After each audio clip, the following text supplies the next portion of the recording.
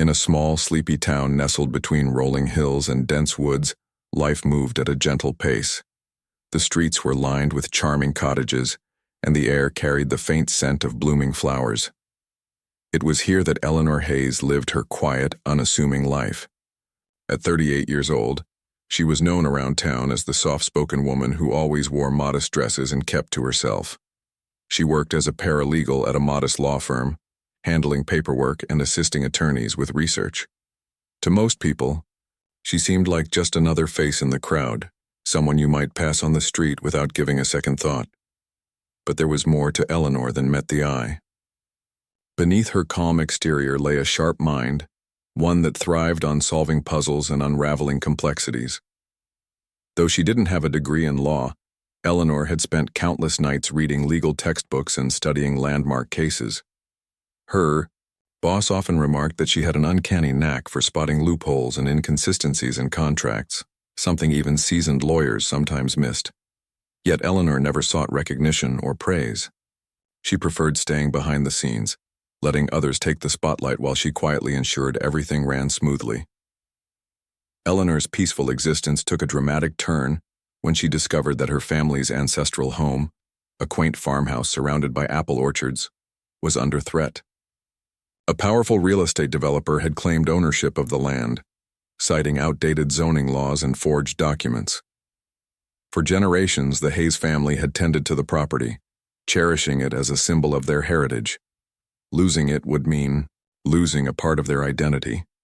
But fighting back felt impossible.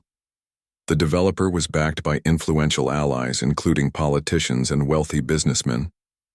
Many warned Eleanor not to challenge him, saying it was a battle she couldn't win. Despite the odds, Eleanor refused to give up. She poured her heart into gathering evidence, visiting libraries, and consulting retired lawyers who still remembered the old property deeds. Late at night, she sat hunched over stacks of papers, piecing together clues like a detective working on a mystery. Her determination grew stronger with each passing day. This wasn't just about saving a house. It was about standing up for what was right, no matter how daunting the task seemed. As word spread about Eleanor's plans to file a lawsuit, whispers filled the town.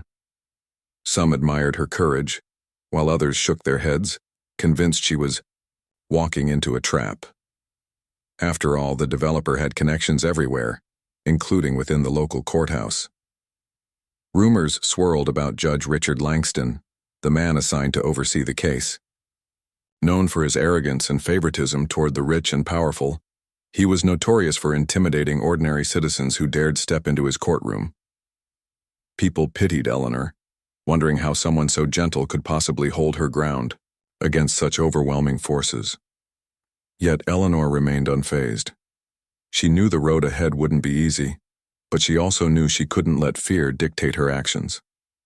As she walked into the courthouse on the morning of the hearing, her hands trembled slightly, clutching a folder filled with months of hard work. Despite her nerves, there was a glimmer of resolve in her eyes, a quiet confidence that hinted at the storm brewing beneath her composed surface. Little did anyone know, this seemingly ordinary woman was about to turn the tables in ways no one could have imagined. Judge Richard Langston was a man who commanded attention the moment he entered a room. Tall and broad-shouldered, with silver hair that gleamed under the courtroom lights, he carried himself with an air of authority that bordered on arrogance. His reputation preceded him, and not in a good way. Over the years, he had earned a name for being ruthless, biased, and unapologetically partial toward those with money and influence. To many, he wasn't just a judge. He was a gatekeeper who ensured the powerful stayed powerful, often at the expense of fairness and justice. Langston's rise to prominence hadn't been without controversy. Early in his career, he had worked as a defense attorney for some of the wealthiest clients in the state, defending them against charges ranging from fraud to embezzlement. He was known for bending the rules, exploiting technicalities, and sometimes outright bullying witnesses into submission. When he transitioned to the bench, his tactics didn't change. He simply found new ways to wield his power. Those who dared oppose him often left the courtroom feeling defeated, humiliated, or both. When Eleanor Hayes's case landed on his docket, Langston barely gave it a second glance. To him, it seemed like yet another minor dispute, a nobody challenging a giant. He skimmed through the file during a coffee break, smirking at what he saw. The plaintiff was a quiet woman with no legal training, going up against one of the most prominent developers in the region. It was laughable, really. Langston assumed the case would be over before lunch. He even joked about it with his clerk, saying, "This will be quicker than tying my shoelaces." On the morning of the hearing, Langston strode into the courtroom, with his usual swagger, his robes billowing behind him. He took his seat at the elevated bench, glancing down at the two sides before him. On one side sat the developers team, expensive suits, polished shoes, and briefcases stuffed with documents prepared by top-tier lawyers. On the other side was Eleanor, sitting alone at a small table, her hands clasped tightly around a folder. She looked nervous but determined, her eyes fixed firmly ahead. Langston's lips curled into a faint sneer. He leaned forward slightly, resting his chin on his hand as if already bored. "Let's get this over with," he muttered under his breath, loud enough for the court reporter to hear. From the outset, his tone made it clear where his sympathies lay.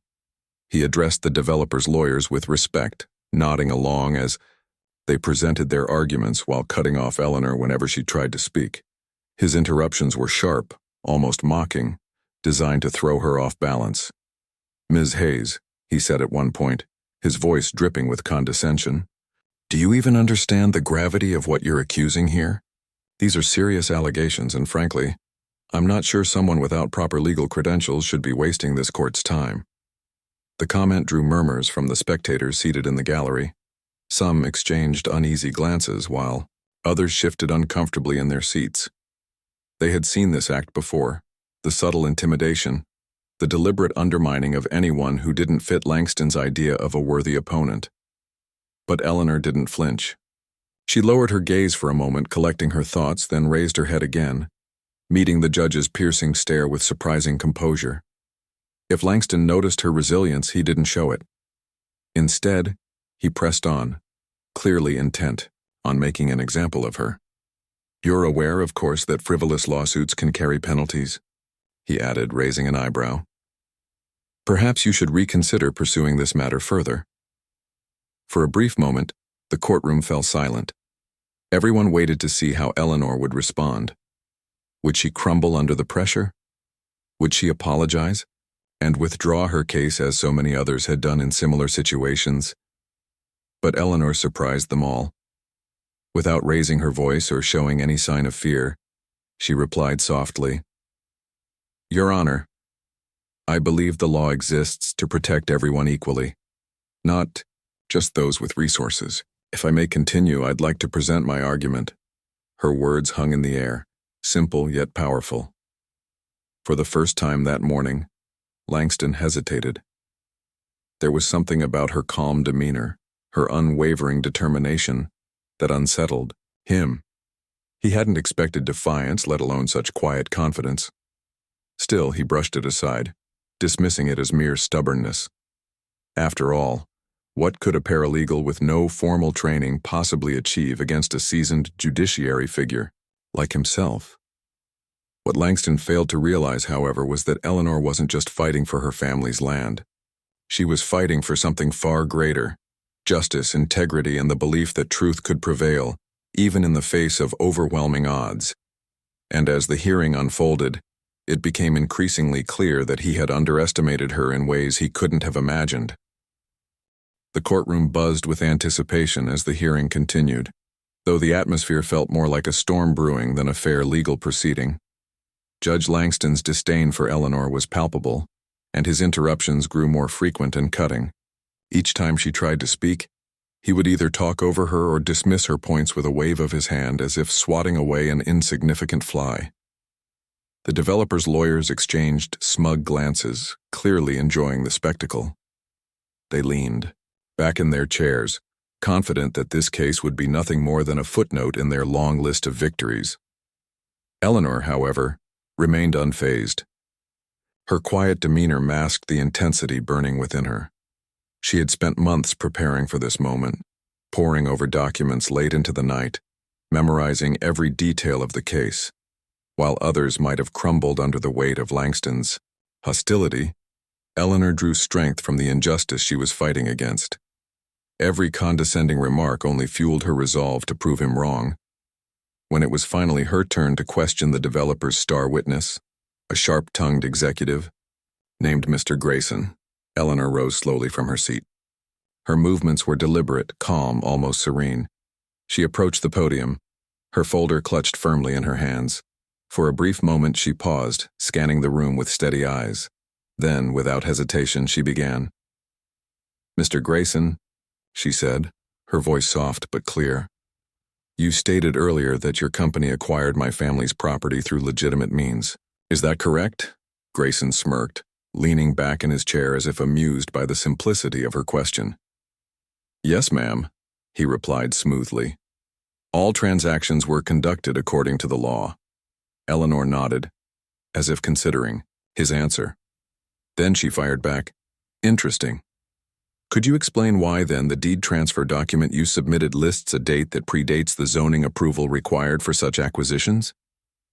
The smirk on Grayson's face faltered for just a fraction of a second, but it was enough. Murmurs rippled through the courtroom as spectators exchanged surprised looks.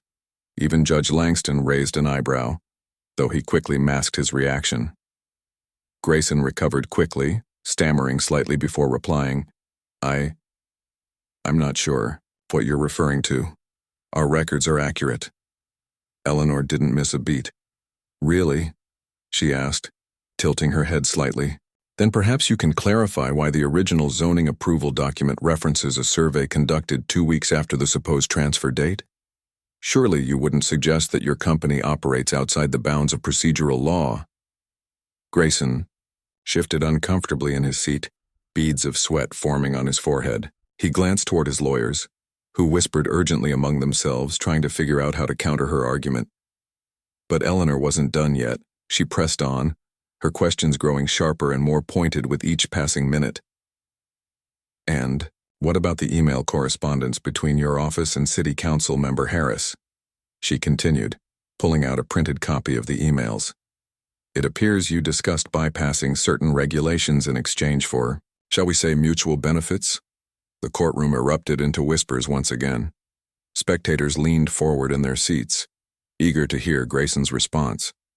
The developer's lawyers scrambled to object, but Eleanor had already planted seeds of doubt in everyone's minds. Even Judge Langston seemed momentarily stunned, though he quickly regained his composure and attempted to steer the focus back in favor of the defense. "Ms. Hayes?" he interjected sharply. "This line of questioning is speculative at best. Unless you have concrete evidence to support these claims, I suggest we move on." But Eleanor simply smiled faintly, her expression unreadable. "Oh, Your Honor," she replied, her tone polite but firm. "I assure you, I do have evidence, and I believe it will shed some much-needed light on this matter."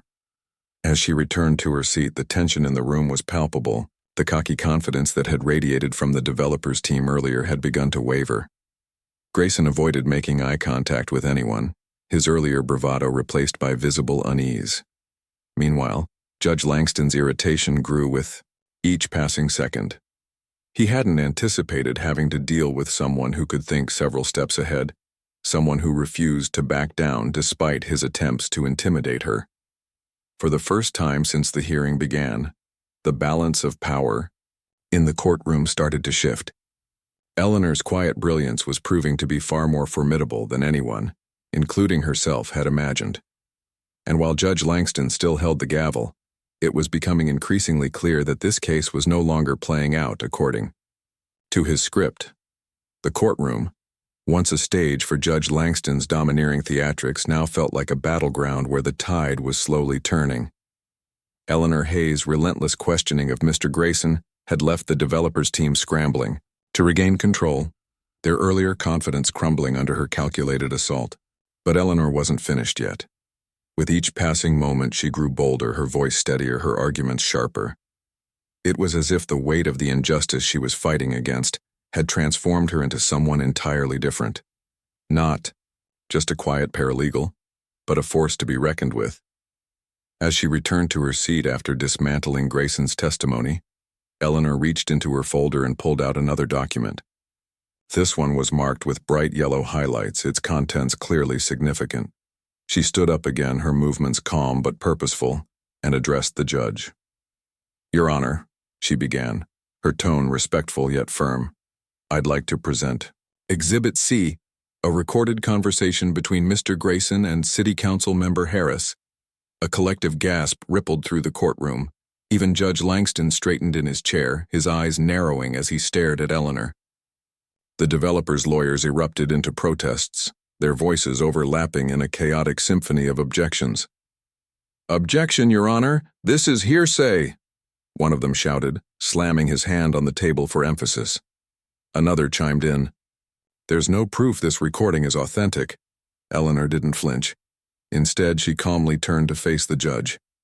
"Your Honor, I assure you this recording is not only authentic but also directly relevant to the case. It confirms that the zoning approval process was manipulated through improper agreements. If allowed, it will provide critical insight into how my family's property was unlawfully seized." Langston hesitated, his fingers drumming against the bench. He glanced at the developers' team, then back at Eleanor, clearly torn. On one hand, allowing such evidence could expose the corruption he had been trying so hard to shield. On the other hand, disallowing it outright might raise suspicions about his impartiality. After a tense pause, he reluctantly nodded. "Proceed," he muttered, his voice tight with irritation. Eleanor pressed play on the small speaker she had brought with her. The room fell silent as the recording filled the air. In it, Grayson's voice was unmistakable as he casually discussed bribes and favors with Council Member Harris. The details were damning.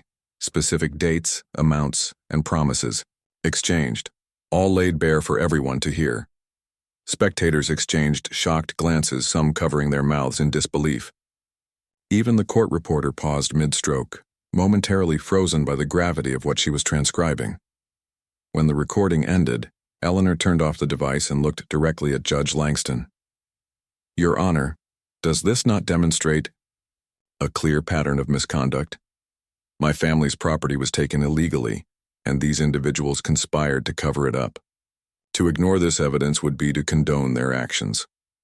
Langston's face reddened, his grip on the gavel tightening. He opened his mouth to respond, but before he could say anything, murmurs broke out among the spectators. Someone whispered, loudly enough for others to hear, "This is huge, they're going down." Others nodded in agreement, their earlier sympathy for Eleanor now replaced by admiration. For the first time, the scales of justice seemed to tilt in her favor.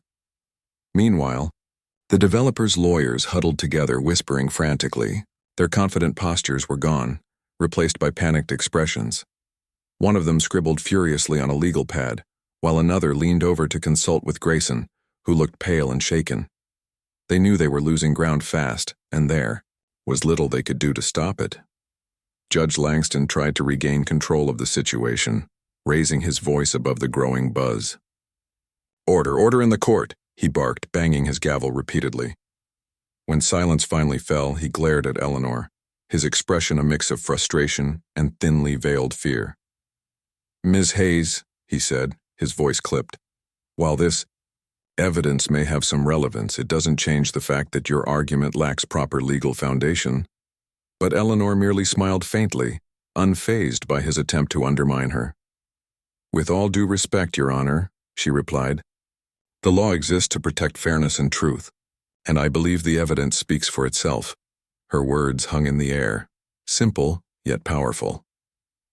For the first time since the hearing began, Judge Langston found himself unable to respond immediately. His usual bravado faltered, replaced by an unsettling realization. Eleanor Hayes was not just a quiet woman fighting for her family's land. She was a formidable opponent who refused to back down, no my. Judge Langston's patience was wearing thin, and it showed in every gesture, every word he spoke. The courtroom, once a place where he reigned supreme, now felt like a tightening noose around his neck. Eleanor Hayes had turned the tables on him, exposing cracks in the developer's case and forcing uncomfortable truths into the open. But Langston wasn't about to let her win.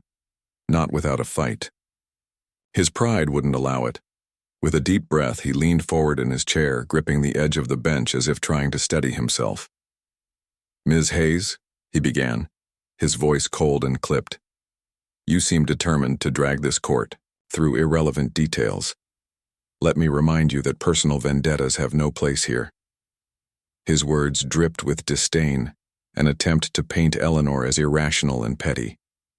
He hoped to sway the spectators, many of whom were now murmuring among themselves, clearly impressed by her performance. But Eleanor didn't take the bait. Instead, she stood calmly, her posture relaxed yet confident. "Your Honor," she replied, her tone measured and respectful, "I assure you my intentions are far from personal. I am simply presenting facts that directly contradict the claims made by the opposing party.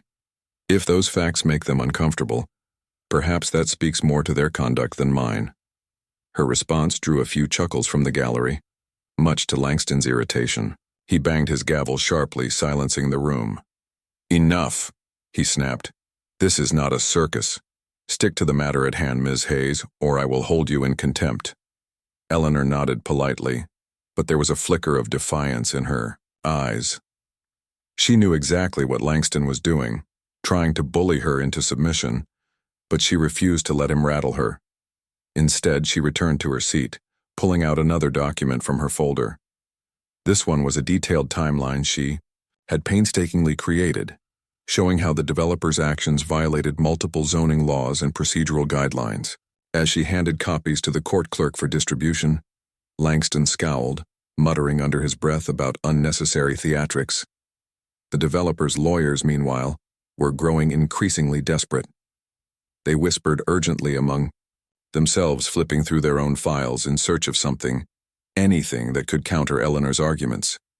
But every time they thought they had found a loophole, Eleanor was ready with a rebuttal.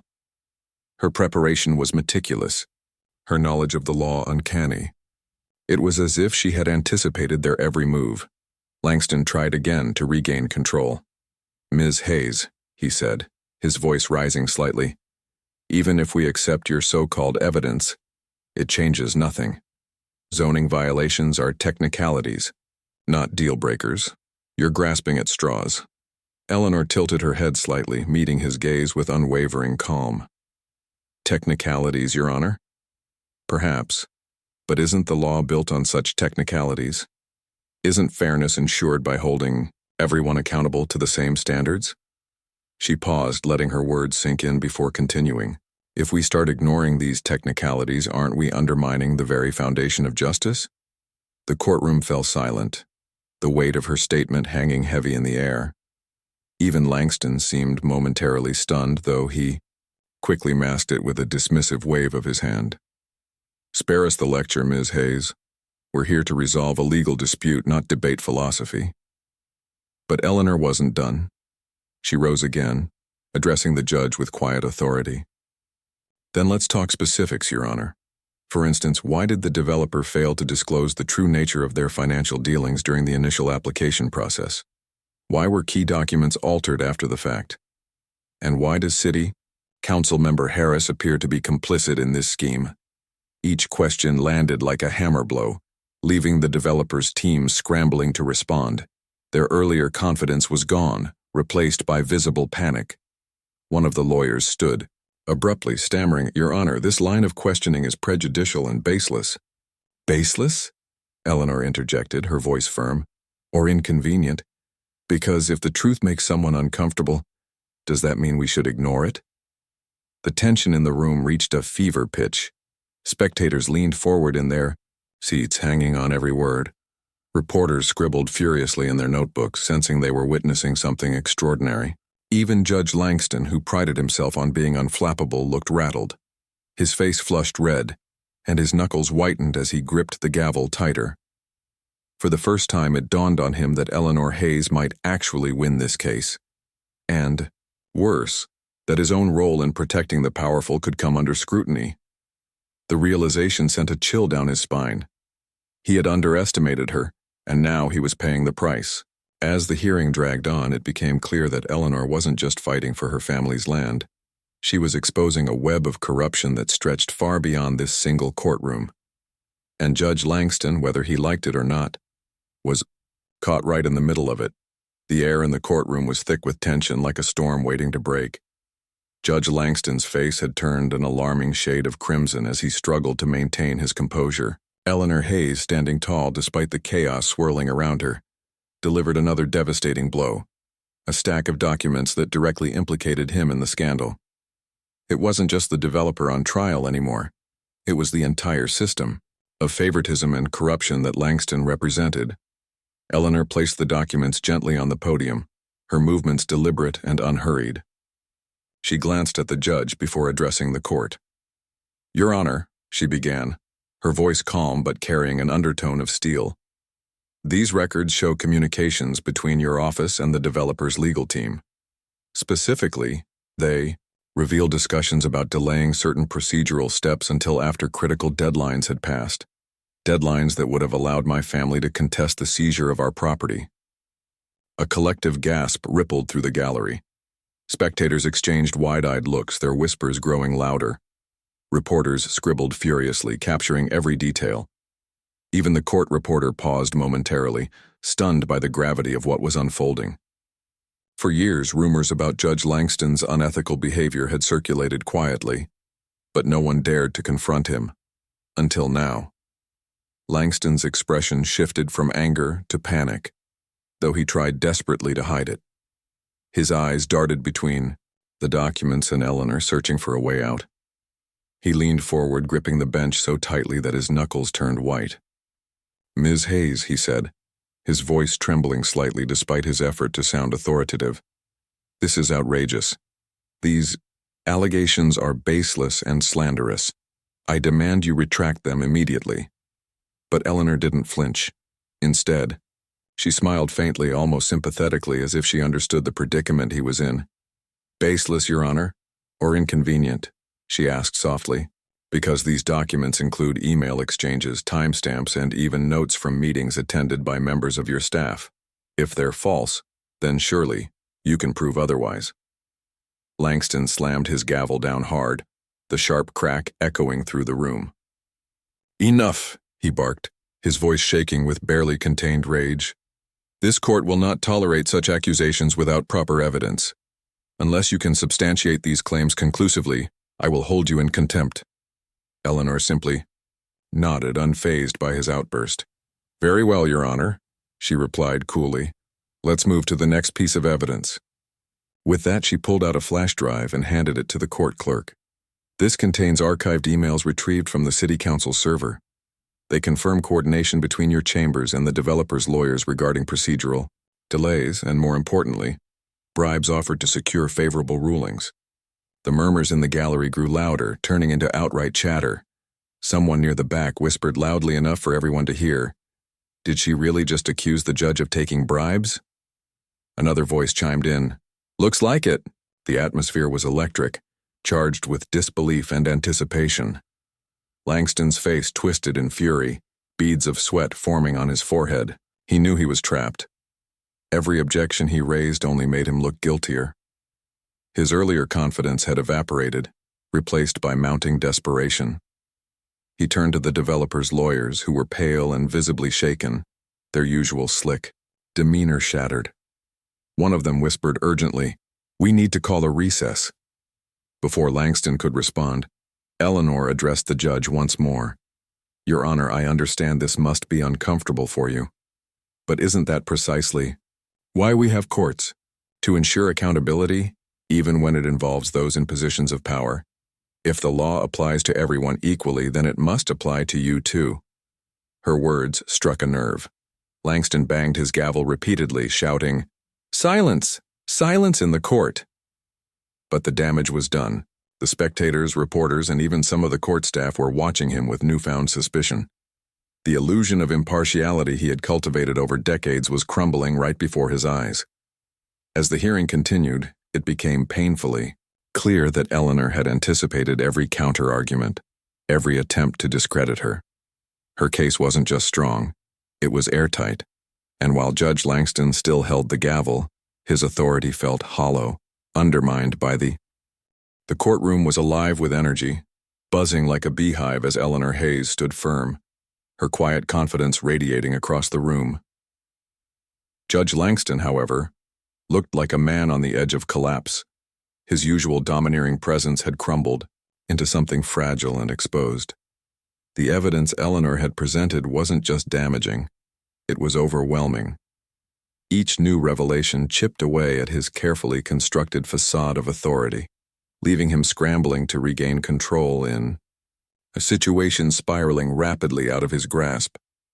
Eleanor turned her attention back to the judge, her voice soft but piercing. "Your Honor," she began, her tone polite but unyielding, "I'd like to address the pattern of bias you've displayed throughout this hearing. From interrupting my statements to dismissing critical evidence without proper consideration, your actions suggest a clear lack of impartiality." She paused, letting her words sink in before continuing. "For instance, when I presented the timeline showing procedural violations, you dismissed it as irrelevant. Yet, under cross-examination, those same irrelevant details became central to exposing inconsistencies in the developer's case." Langston's jaw tightened, his fingers gripping the gavel so hard that they turned white. He opened his mouth to respond, but Eleanor pressed on, undeterred. "And then there's the matter of your objections. Every time I introduced evidence against the developer, you raised technicalities or accused me of wasting the court's time. Yet, when their side failed to provide credible answers, you allowed them to sidestep accountability entirely. Doesn't this selective enforcement undermine the integrity of the proceedings?" Her questions weren't just rhetorical, they were accusations, delivered with the precision of a seasoned prosecutor. The gallery erupted into murmurs again, the spectators, clearly captivated by the unfolding drama. Reporters leaned forward, pens flying across notepads as they captured every word. Even the bailiff, usually stoic and detached, couldn't help but glance nervously at the judge. Langston tried to rally, attempting to project an air of authority. "Ms. Hayes," he snapped, his voice trembling with barely concealed anger, "you are dangerously close to crossing a line. This court will not tolerate insubordination, especially from someone without formal legal standing." But Eleanor remained unfazed. Instead, she smiled faintly, almost pityingly, as if she understood the fear lurking beneath his bluster. "Insubordination, Your Honor? Or truth-telling? Because if pointing out procedural misconduct and bias is considered insubordinate, then perhaps we need to rethink what justice truly means." Her response elicited a ripple of agreement from the gallery. Someone whispered loudly enough for others to hear, "She's got him cornered." Another added, "Never seen anything like this before." The crowd was no longer neutral. They were firmly on Eleanor's side, their admiration for her courage growing with each passing moment. Desperation flickered in Langston's eyes as he realized the tide had turned irreversibly against him. He glanced toward the developer's lawyers, hoping for some kind of lifeline, but they avoided his gaze, their faces pale and drawn. They knew as well as he did that the case was slipping through their fingers and taking their reputations with it. Finally, unable to endure the mounting pressure any longer, Langston called for a recess. "Court is adjourned for 15 minutes, he barked, slamming his gavel down with unnecessary force. As the bailiff announced the break, reporters rushed out of the room to file updates, while spectators lingered, discussing the explosive revelations in hushed tones. During the recess, Langston retreated to his chambers, visibly shaken. His clerk hovered anxiously nearby, unsure whether to offer support or stay silent. Meanwhile, the developers' team huddled together in frantic whispers, debating their next move. Their earlier arrogance had vanished completely, replaced by panic and defeat. When the session resumed, the atmosphere in the courtroom felt heavier, charged with anticipation. Eleanor returned to her seat, calm and composed, while Langston retook his position on the bench, his face etched with strain. Though he tried to maintain his composure, it was clear he was fighting a losing battle. The evidence Eleanor had laid bare left little room for maneuvering, and the scrutiny directed at him only intensified with each passing minute. As the final arguments began, one thing was undeniable. Eleanor Hayes had not only dismantled the developer's case, but also exposed the rot within the system itself, and Judge Langston, once untouchable, now faced the prospect of becoming the center of a scandal far bigger than anyone could have imagined. The final moments of the hearing felt like the climax of a gripping story, with every eye in the courtroom fixed on Eleanor Hayes. She stood at the podium one last time, her voice steady and clear as she delivered her closing argument. "Your Honor, ladies and gentlemen," she began, addressing not just the judge but everyone present. "This case is about more than a piece of land or a legal dispute. It's about fairness. It's about holding those in power accountable when they abuse it. And most importantly, it's about ensuring that justice isn't reserved for the wealthy and influential, but is accessible to all." Her words resonated deeply, echoing through the silent courtroom. Spectators nodded in agreement, their respect for Eleanor evident in their expressions. Even some of the court staff who had initially dismissed her as an underdog now watched her with admiration. The developer's lawyers sat slumped in their chairs, defeated and deflated, while Judge Langston shifted uncomfortably on his bench, his earlier arrogance replaced by visible unease. When Eleanor finished speaking, the room remained hushed for several seconds before erupting into quiet applause, quickly silenced by the bailiff's stern reminder of courtroom decorum. But the sentiment was unmistakable. Eleanor had won over not only the audience but also the moral high ground. Judge Langston took a long moment to gather himself before delivering his ruling. His face was pale, his usual commanding tone reduced to a strained murmur. After reviewing the evidence presented, he said, avoiding direct eye contact with anyone, "This court finds in favor of the plaintiff, Ms. Eleanor Hayes. The property in question shall be returned to her family, and the defendant will pay all associated legal fees and penalties." A wave of relief washed over Eleanor, though she showed no outward sign of triumph. Instead, she bowed her head slightly, as if acknowledging the weight of what had been achieved. For the spectators, however, there was no containing their excitement. Murmurs of approval spread quickly, and reporters scrambled to capture reactions from those leaving the courtroom. Outside, news crews waited eagerly, microphones ready, as word of the dramatic verdict spread. As Eleanor stepped out of the courthouse, she was greeted by cheers and applause. Neighbors, friends, and even strangers who had followed the case offered congratulations, shaking her hand and thanking her for standing up against corruption. Reporters swarmed around her, firing questions about how she managed to take on such powerful opponents and win.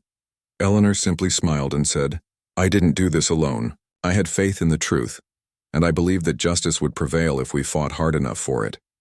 Meanwhile, Judge Langston faced mounting scrutiny. Calls for an investigation into his conduct grew louder, fueled by the explosive evidence Eleanor had uncovered.